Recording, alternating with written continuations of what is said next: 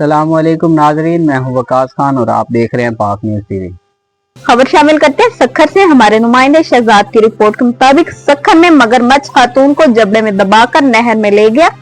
शौहर ने बर वक्त हमला करके बीवी को बचा लिया।